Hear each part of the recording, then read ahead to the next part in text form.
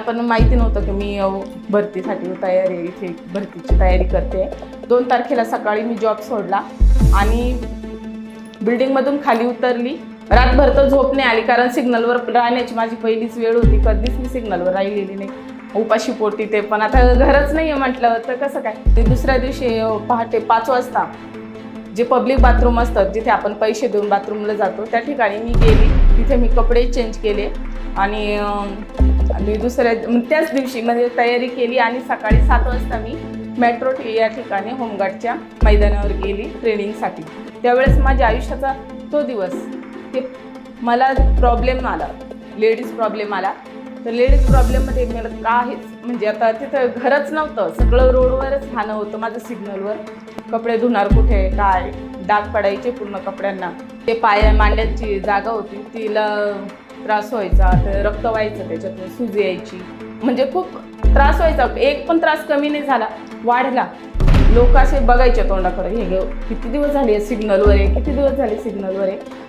लोकांची नजर कशी होती, कोण कोणत्या नजरेने बघत होतं, पण कधी कोणी विचारलं नाही का तुम्हाला काही तकलीफ आहे का, तुम्ही काय केलं।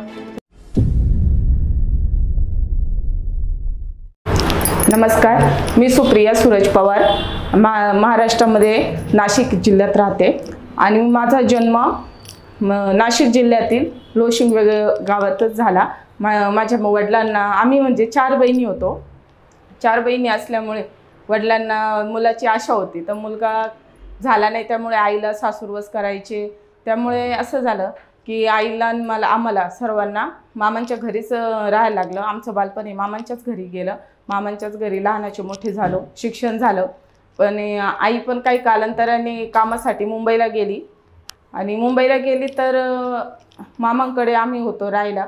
मी मोठी असल्यामुळे मला पण असं वाटलं की आई खूप दिवस झाले आईशी कॉन्टॅक्ट नाही, काय नाही, आई कुठे आहे, ह्या कारणाने मी मुंबईला गेली। मुंबईला गेल्यावर मी घरकाम करायला लागली। घरकामामध्ये 24 तास काम करायची। मग जिथे झाडू पोछा, जेवण बनवणं, किचन साफ करणं, मॅडम लोक जे काम सांगतील ते मी काम करत होती। आणि नंतर आमचं असं असायचं की जे ते देणार खायला तेच मी खायची। आणि 1-2 वर्ष काम केल्यावर असं झालं की मला कळलं की भरती आहे होमगार्डची, जे निमसरकारी जॉब आहे, तर होमगार्डची भरती आहे आणि त्याच्यामध्ये आपण अप्लाय केलं। माझं शिक्षण 12वी झालेलं आहे, तर त्याप्रमाणे माझ्याकडे 12वीचे तर नाही पण 10वी पासचे माझ्याकडे डॉक्युमेंट होते, तर माझ्याकडे मी त्याच्यासाठी परफेक्ट होते होमगार्ड भरतीसाठी। तर मॅडमकडे मी 24 तास राहायची। त्याच्यामुळे कसं त्या लोकांना बाई म्हणजे घरकाम करणारी जी बाई आहे ती काय करते, कसं करते, त्यांना काही घेणं ते, त्यांना कामाशी मतलब असतो। पण झालं असं की मॅडमला मी बोलली की मला होमगार्डचं भरतीला अप्लाय करायची आहे। तर मॅडम बोलल्या की नाही, आम्हाला नाही करता येणार तसलं काय, कारण आम्हाला कामासाठी बाई पाहिजे नाही। त्यामुळे आम्ही काय केलं, पण गपचूप जाऊन आपले फॉर्म वगैरे भरायला गेली भरतीसाठी। आणि जिथे मला त्यांनी जे पण फॉर्मॅलिटी सांगितल्या होत्या, माझे हाईट, डॉक्युमेंट सगळं जमा केलं मी होमगार्डच्या ऑफिसमध्ये। आणि त्या लोकांनी सांगितले की 2 तारखेला तुमची ट्रेनिंग आहे, तुम्ही ट्रेनिंगसाठी या। तर मी सर्व डॉक्युमेंटची पूर्तता केल्यावर मॅडमला सांगितलं, मॅडम मला 2 तारखेपासून ट्रेनिंग आहे, मी येऊन जाऊन काम करते। म्हणजे आणि मुंबईला माझं असं कोणी नातेवाईक नव्हतं की ज्यांच्या भरवशावर मी राहू शकते, की ज्यांच्या घरी राहू शकते। तर घरच्यांना पण माहिती नव्हतं की मी भरतीसाठी इथे भरतीची तयारी करते। आणि माझ्या जेव्हा होमगार्डची भरती होती, मतलब 2 तारखेला भरती होती आणि आदल्या दिवशी मी मॅडमला ही गोष्ट बोलले, तर मॅडम मला बोलल्या नाही, आम्हाला तसं नाही, आम्हाला घरातली कामं कोण करणार, तू जर जाणार तर आम्हाला नाश्ता वगैरे, त्यांची कामं महत्त्वाची होती कारण ते आपल्याला पगार देत होते।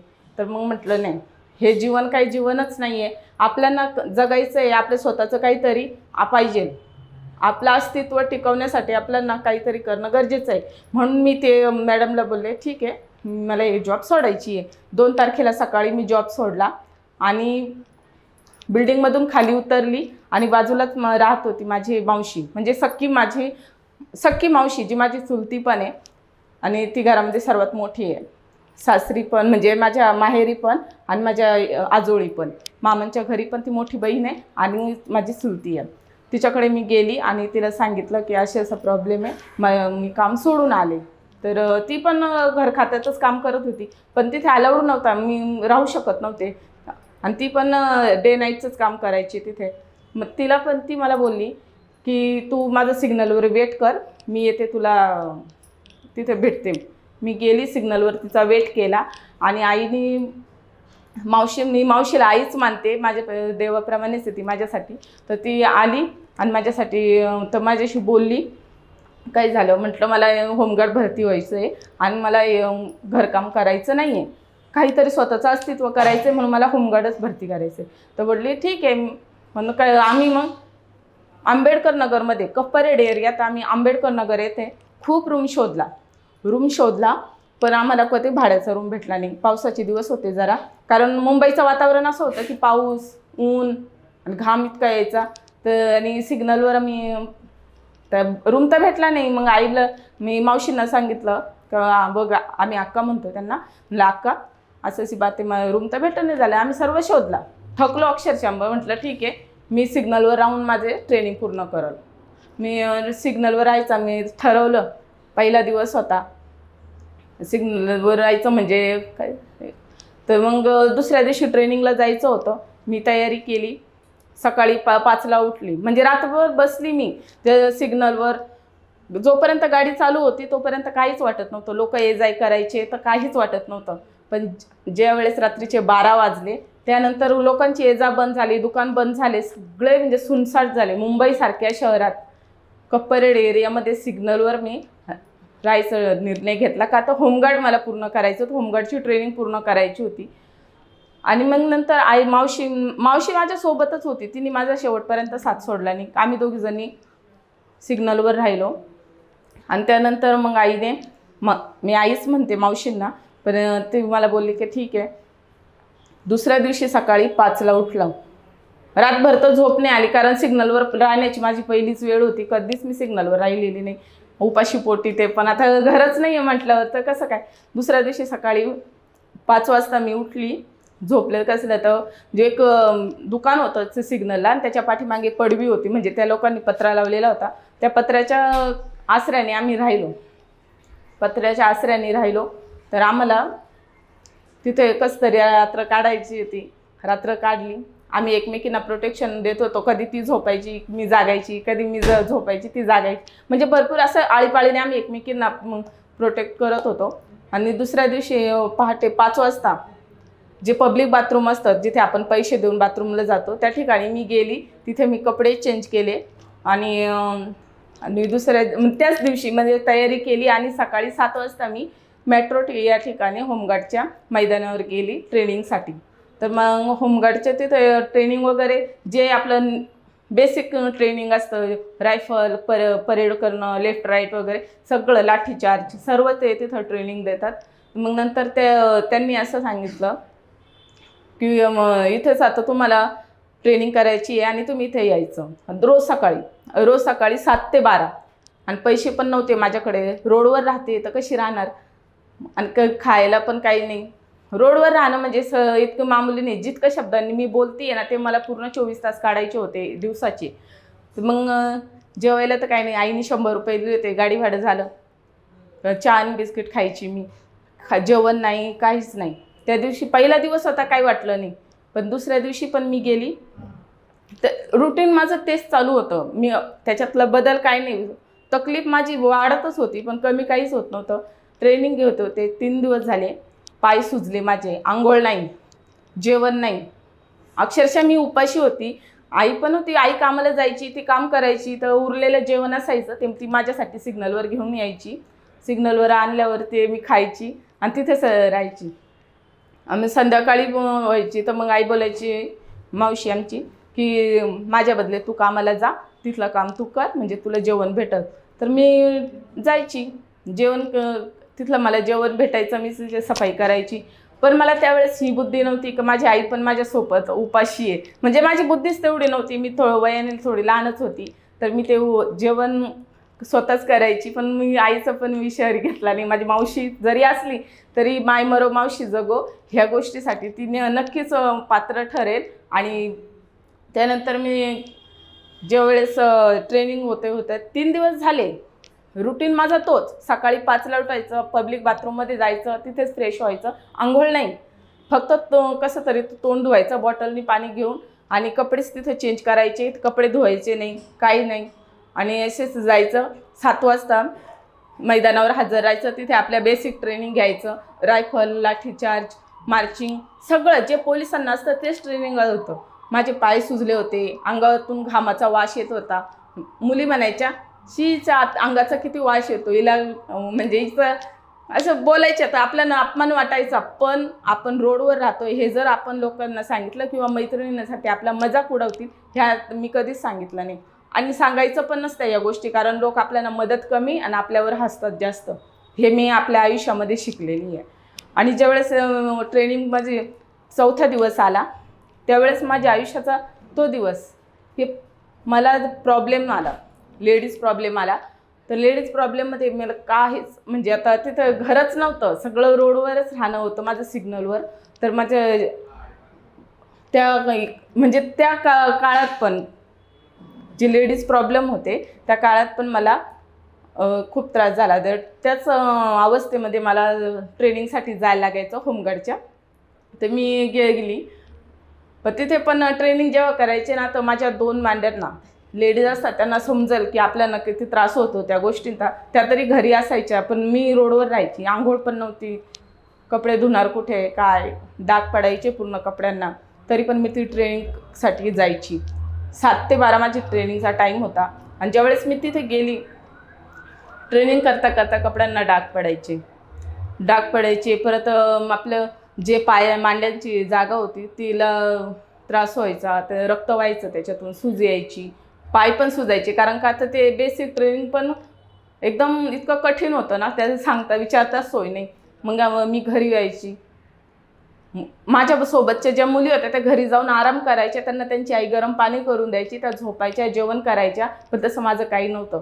मी ट्रेनिंग करून यायची, सिग्नलवर राहायची, दिवसभर जोपर्यंत गाड्या येतात जातात त्यांच्याकडे बघायचं, संध्याकाळी कामाला जायचं आईच्या बदलेत, तिथे आपलं काही जेवण भेटेल ते करायचं, परत सिग्नलवर यायचं. रात्री मच्छर चावायचे, पावसाचं पाणी यायचं, पाऊस पण पडायचा, पायातून रक्त यायचं. आणि ज्यावेळेस म्हणजे खूप त्रास व्हायचा, एक पण त्रास कमी नाही झाला, वाढला. आणि मग सरांनी लेडीज प्रॉब्लेम आल्यावर पण सरांनी सांगितलं की बाबा तुम्हाला आता ड्रेसवर ट्रेनिंग नाही करायची आहे, तुम्हाला पॅन्ट आणि सफेद शर्ट लागेल आणि खाकी पॅन्ट लागेल, तुम्ही ती घ्या. आता हे खूप म्हणजे कठीण सांगितलं. आता सलवार कमीच घालतो तेव्हा ओढणीने आपलं ते झाकलं पण जातं, कारण सोबत जेंट्स पण ट्रेनिंग करत होते. तर जेंट्स ट्रेनिंग करत होते तर आपल्याला असं एकदम लाज वाटायची, काही आपलं डाग लाग येतात काही. पण तरी पण मी केले तर मी ओढणी बांधायची, का तर आपले शेवटी आता जीन्स शर्ट पॅन्ट आणि टी शर्ट घातलं तरी आपलं खूप अवघडल्यासारखं वाटायचं. तर मी ओढणी बांधायची आणि त्याच्यावरच लेफ्ट राईट वगैरे सगळं काही असं ते क्रॉलिंग वगैरे करणं, जम्पिंग करणं सगळं केलं. माझी प्रायव्हेट जागा एकदम सुजली, त्याच्यातून रक्त येत होतं. घरी यायची, दवाखान्यात जाऊन सोय नाही, सिग्नलवर आली बसली की पाय पसरून बसायची, का आता हवा लागायची तर थोडंसं बरं वाटायचं. दवाखान्यात जरी गेलं पण औषध देणार तर लावू कशी, सिग्नलवर आहे, लेडीज आहे, मुलगा थोडीच नाही. हां, पण स्वतःला कमजोर कधीच समजलं नाही. आणि ज्यावेळेस माझे पिरियड्सचा टाईम होता त्या टायमाला माझी खूप हालत झाली, त्याच्यामध्ये झाली. पण कोणी असं लोक असे बघायचे तोंडाकडे, हे किती दिवस झाले सिग्नलवर आहे, किती दिवस झाले सिग्नलवर आहे. पण अशा वेळेत माझ्या जे आई आहे ती पण माझ्यासोबत होती, ती माझी मावशी, तिने कधीच माझा साथ सोडला नाही, आजपर्यंत ती माझ्या सोबत उभी आहे. आणि ज्यावेळेस कम से कम मी 20 दिवस माझं ट्रेनिंग होतं होमगार्डचं, 20 दिवस होमगार्डचं ट्रेनिंग होतं. आणि त्या 20 दिवसामध्ये एक पण अशी अडचण कमी नाही झाली, उलट माझ्या अडचणी वाढत होत्या. सिग्नलवर राहणं म्हणजे साधा की नाही. ज्या दिवशी म्हणजे असं करता करता मला त्या 20 दिवसाचं 18 दिवस झाले. आणि मग मला असं जाणवलं की बाबा आता खूप दिवस झाले, पायातून रक्त येत होतं, भूक लागत होती, कारण माझ्या बरोबरचे सर्व जेवायचे, ज्यावेळेस ना जेवणाची सुट्टी व्हायची ते जेवायचे आणि मी होते ना, मला जेवणच नव्हतं, कारण घरीच राहत नव्हते मी. प्रत्येक गोष्टीची कमतरता होती माझ्याकडे. सिग्नलवर राहत होते. आणि ज्या दिवशी होमगार्डचा शेवटचा दिवस होता त्या दिवशी आईने सांगितलं की बघ, आता मी आईला बोलली, आई आज शेवटचा दिवस आहे, आज मी हे दिवस पार केले, आज शेवटचा दिवस आहे, उद्या मला युनिफॉर्म भेटणार आहे. तर माझ्या मावशीनी त्यांनी म्हणे तू केलंस. आता दुसऱ्या दिवशी धाकधूक चालली मनामध्ये, कसं झालं माझं ट्रेनिंग, काय झालं. ज्यावेळेस दुसऱ्या दिवशी 20वा दिवस आला त्यावेळेस मी होमगार्डच्या ऑफिसमध्ये गेले. आणि ज्यावेळेस होमगार्डचं युनिफॉर्म जे आर्टिकल होते ते आम्हाला वाटले हातावर, जेव्हा होमगार्डचा ड्रेस आला ना त्या दिवशी असं वाटलं की मी 20 दिवस जेवढी पण तकलीफ सहन केली, जेवढ्या पण अडचणींना सामना केला, रोडवर राहिली मी उपाशी पोटी, लोकांची नजर कशी होती, कोण कोणत्या नजरेने बघत होतं, पण कधी कोणी विचारलं नाही का तुम्हाला काही तकलीफ आहे का, तुम्ही काय केलं, तर कोणी विचारायला आलं नाही, कोणी विचारलं नाही. पोलिसांच्या भीतीने आम्ही कधीच पोलिसांसमोर गेलो नाही, कारण का ते आम्हाला करून दिलं नसतं, त्यांनी आम्हाला राहून दिलं नसतं सिग्नलवर, की तुम्ही जे काम करतात ते करा असं बोलले असते, कारण रोडवर राहणं सोपं नाही आहे. तर नंतर मग ज्यावेळेस होमगार्डचे आम्हाला आर्टिकल्स वाटले त्या टायमाला मी गेली आणि होमगार्डचे आर्टिकल्स घेऊन घरी गेली. आणि आईला बघून 20 दिवसाची जेवढी माझी मनामध्ये दुःख होतं, 20 दिवसाचं जेवढा मी त्रास सहन केला होता तो सगळं मी माझ्या आईच्या गळ्यात पडून इतकी रडली. आणि 20 दिवस राहणं इतकं काही सोपं नाही आहे. मला फक्त माझ्या या स्टोरीतून हेच सांगायचं आहे की आपण मनात जो विचार केला तर आपण काहीही करू शकतो. एका लेडीजने, मुलीने कधी स्वतःला कमजोर समजायचं नाही. जर मी करू शकले ना, आजचे दिवस मी केला नाही आहे 20 दिवस, तर जरूर नक्कीच कोणाला तरी याचा फायदा होईल. जी महिला असेल, जी स्वतःला कमजोर समजत असेल, तिला माझ्यापासून जर मोटिवेशन भेटत असेल तर मी खूप माझ्यासाठी गर्वाची गोष्ट आहे. फक्त मला हे सांगायचं होतं की ग्रोमोशनच्या माध्यमातून जर तुम्हाला मोटिवेशन करता आलं, जर माझे काही शब्द तुम्हाला मनाला लागले असतील ना, जर मी करू शकते तर समोरची दुसरी सुप्रिया पण करू शकते. आणि कधीच स्वतःला असं कमजोर नाही समजत की मी करू नाही शकणार, मला हे जमणार नाही. जर सुप्रिया पवार राहू शकते, सुप्रिया मोरे राहू शकते, तर तुम्ही सुद्धा राहू शकता. फक्त स्वतःला कमजोर समजायचं नाही आणि आपण जे पाहिजे तेच करू शकतो. आणि आता सध्या माझ्या आयुष्यामध्ये खूप चांगलं वळणावर आहे. सध्या मी यूट्यूबवरच कार्यरत आहे आणि यूट्यूबवर माझं चॅनल आहे. आणि माझी मावशी पण माझ्यासोबत आहे, जी मला देवाच्या पण अगोदर माझ्या आयुष्यात तिचं स्थान आहे. कधी तिने माझा साथ सोडला नाही. रोडवर राहिली, सिग्नलवर राहणं सोपं नाही आहे. इथं सख्खी आई पण साथ देत नाही. सख्खी आईसुद्धा आपल्याला साथ देत नाही, पण आहे ना ती माझी मावशी असून आणि ती आज मला देवाच्या पण जास्त आहे. देवापेक्षाही मी तिला जास्त पूजते. तिने माझं कधीच साथ सोडला नाही. आजही ती माझ्यासोबतच आहे. आई बापांचं प्रेम तर माहितीच नाही आहे, पण आजपर्यंत ती माझ्यासोबत आहे. आणि माझ्या चॅनलवरती तुम्हाला नेहमीच दिसेल.